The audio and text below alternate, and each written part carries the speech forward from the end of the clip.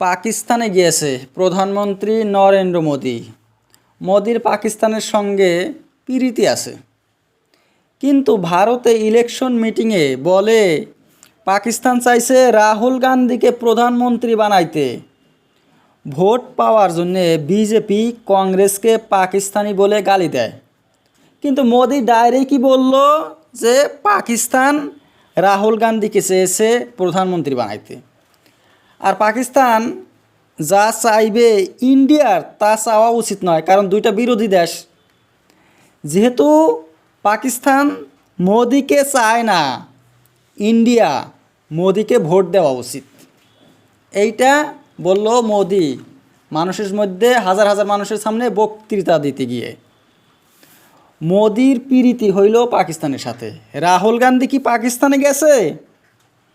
আর কি পাকিস্তান পাকিস্তান, উঠতে বসতে খাইতে শুইতে সেই পাকিস্তানের জিকির।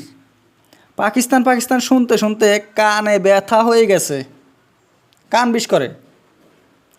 পাকিস্তান একটা খারাপ দেশ, আমি তো পাকিস্তানকে ঘৃণা করি, কিন্তু প্রধানমন্ত্রী নরেন্দ্র মোদি কাশ্মীরে পাকিস্তানি পার্টির সাথে প্রীতি করে মাহবুবা মুফতি আর তার বাবাকে দুইজনকে বানিয়েছিল মুখ্যমন্ত্রী কাশ্মীরের। মুফতিরা কিভাবে চিফ মিনিস্টার হয়েছিল? প্রধানমন্ত্রী নরেন্দ্র মোদি বানিয়েছিল। মাহবুবা মুফতি পিডিপির সাথে বিজেপির অ্যালায়েন্স হয়েছিল না নাই? পিডিপির সাথে অ্যালায়েন্স করা আর পাকিস্তানের সাথে অ্যালায়েন্স করা কি আলাদা? পিডিপি তো পিওর পাকিস্তানি পার্টি। কাশ্মীরিয়াত হইল পিডিপির আইডিওলজি, যেমন বিজেপির আইডিওলজি হিন্দুত্ববাদী। তো এক পাশে কাশ্মীরিয়াত আর এক পাশে বলে হিন্দুত্ববাদী। কেমন হিন্দুত্ববাদী, কেমন কাশ্মীরিয়াত? কাশ্মীরিয়াত আর হিন্দুত্ববাদী আসলে কিচ্ছু না। এই ভোট পাওয়ার জন্যে বলে হিন্দুত্ববাদী পাকিস্তানি, এগুলো সব ভোটের জন্য, পাওয়ার মাত্র লাগে যাতে মানুষ ভোট দেয়। ভারতের বেশিরভাগ মানুষ কি হিন্দু, ওই জন্যে হিন্দু ভোটগুলা পাইলেই হইল।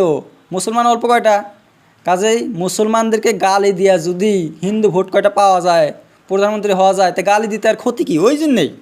আর তাছাড়া মুসলমানদের বিরুদ্ধে, ভারতের মুসলমানদের বিরুদ্ধে অনেক কিছু করে, কাজ করে, মুসলিমদেরকেও অত্যাচার করে, হারাশাস্তি করে বিজেপি। কিন্তু এগুলো একমাত্র ভোটের জন্য। মোদি আসলে ভালো, মুসলমানদেরকে ঘৃণা করে না, কিন্তু ভোট পাওয়ার জন্যে। আর মোদি তো সে পাকিস্তান থেকেই রাজনীতি শিখেছে। ভারত হইল ধর্মনিরপেক্ষ দেশ, সেকুলার কান্ট্রি।